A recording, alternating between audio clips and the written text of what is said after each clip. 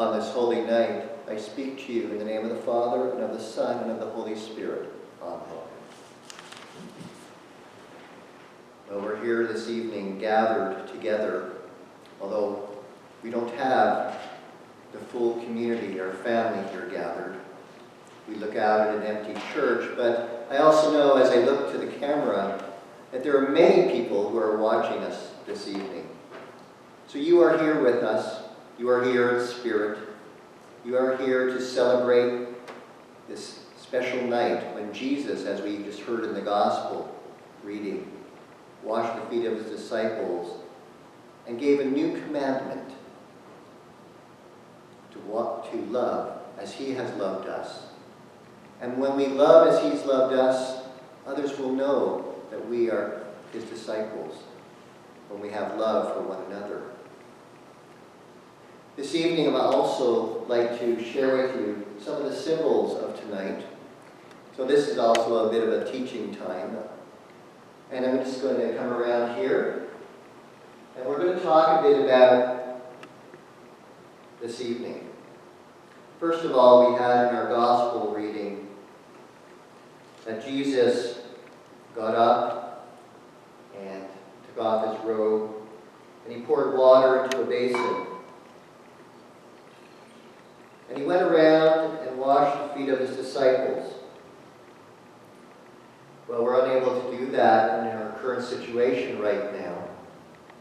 But one thing about water, which is always so special, is, of course, that water represents to us life. We need water to live. We need water to cleanse ourselves. We need water for baptism, a sign that we turn to Christ and accept him in our lives. Water right now, in the situation with the COVID-19, also represents a way of avoiding illness. We're told to wash our hands, soap and water, sing the alphabet song, or sing one of our favorite songs at least twice to make sure that we have cleansed all the germs off. Water is so important to living, especially in the state of the world today. But in the context of this evening, water is a sign of servanthood, where Jesus, as we heard in John 13, washed the feet of his disciples. That something that him as master, as teacher, would not be doing. But Jesus came to this world emptying himself, taking on the form of a servant. We heard in Philippians chapter 2 just recently. And he gave an example that what is more important isn't being out there in terms of leading, but leading through service, leading through servanthood. And Jesus did the washing of the feet as a servant would do. And when Peter, of course, disputed that, don't do that, Jesus says, well, unless you do this, you have no share with me. And again, Peter said, well, not just my feet, but my head also. When Jesus was done, he said, you know what I did? Do you understand? And he went on to explain that service comes from true love in the heart. And that we, as disciples, as followers of Christ, are to do that as he did. To follow his example, to reach out to others. And it's amazing when I think of what's going on in the world today, and I see the sacrifice of so many people coming out of retirement, doctors and nurses and other medical individuals, and they're giving of themselves on the front lines, many of them becoming ill themselves. Of small restaurants barely able to survive because they can't be open, but they're still there to provide the foods, the takeout foods for individuals, and some that are putting together packages for the frontline workers, providing free meals for emergency staff, for doctors, for nurses, and so on. Everyone is coming together to meet a need. There's a true love that is being extended out. And it's that kind of love that Jesus was talking about. Service to others, expecting nothing in return other than to meet a need. Also, tonight is very special. And we talk about it as the institution of the Lord's Supper. Well, what was the supper all about? The supper that Jesus was gathered with his disciples in that upper room was a Passover meal. And I mentioned on Palm Sunday that the pilgrims, including Jesus and his disciples, were coming into Jerusalem to celebrate the Passover, a celebration of a festival that represented freedom.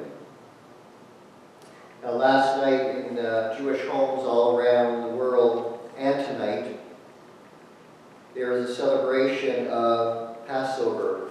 And many will use a book very similar to this, the Passover Haggadah, which really just means the Passover story. And it's a book that recalls the story of Passover, the power of God that freed the people of Israel from their slavery in Egypt, led by Moses, who was called by God. And it recalls the story. And that every year that the story is told, that bread is broken, wine is shared. And that's what Jesus was doing on that night. I just want to show you, while we have the opportunity to do a bit of a teaching, what would be used in the Jewish homes would be matzah. It's flat bread. There's no yeast. And as the story is told in Exodus, there's unleavened bread because there wasn't time for the bread to rise. They had to be ready to run. And when God said it's time to go, and Moses got the people ready to leave, they took what they had. They quickly baked the bread, and it became just bread that was flat. Flour, water, and salt. That's all that gets used now. At the Last Supper, with his disciples, Jesus would have had the Passover meal, recalling the stories in Exodus. But of course, it wouldn't have been the same sort of Passover Seder meal that we have today. We have a modern version. But there were elements of it that are still continuing today, and that would have been important at the time of Jesus. They would have recalled from Scripture the stories of Moses and the freedom from Egypt. Jesus would have taken the bread, as we know today in our first reading from 1 Corinthians, and we know also what the church continues. But he would have taken the matzah, the flat bread, and he broke it. And he said the blessing. And the blessing of the bread, the Hebrew blessing, is Baruch atah Adonai Eloheinu melech haolam hamotzi lechem min haaretz, which means, blessed are you, Lord our God, ruler of the universe, who brings forth bread from the earth. And then Jesus would have taken some wine. And wine is very important as part of the Seder meal, the Passover meal.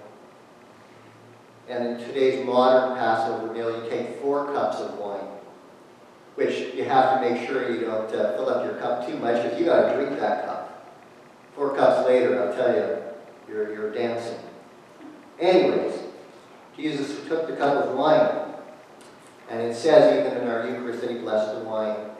And the blessing is Baruch atah Adonai Eloheinu melech haolam borei pari hagafen.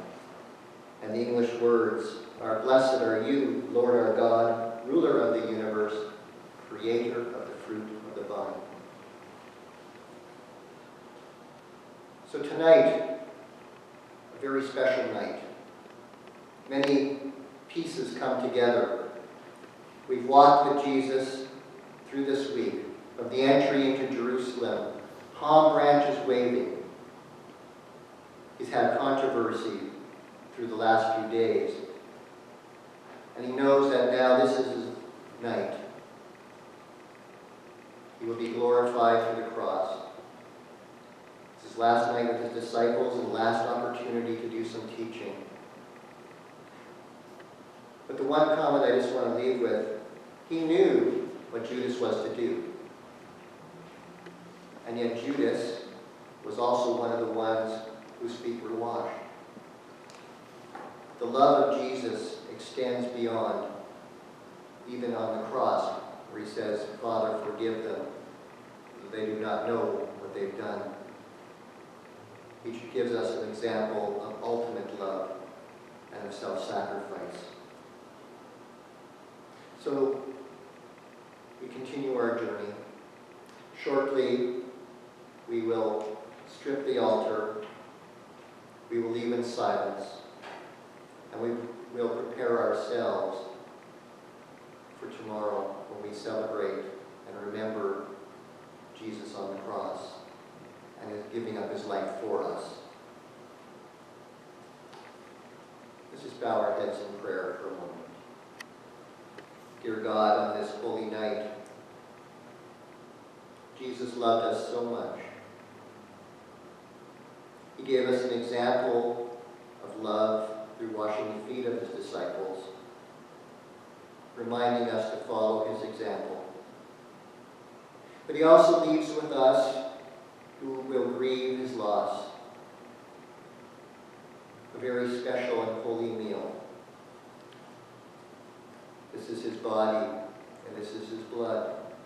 And that whenever we come together and share in this Holy Communion, we remember his great love and his sacrifice, but also his presence that continues with us in our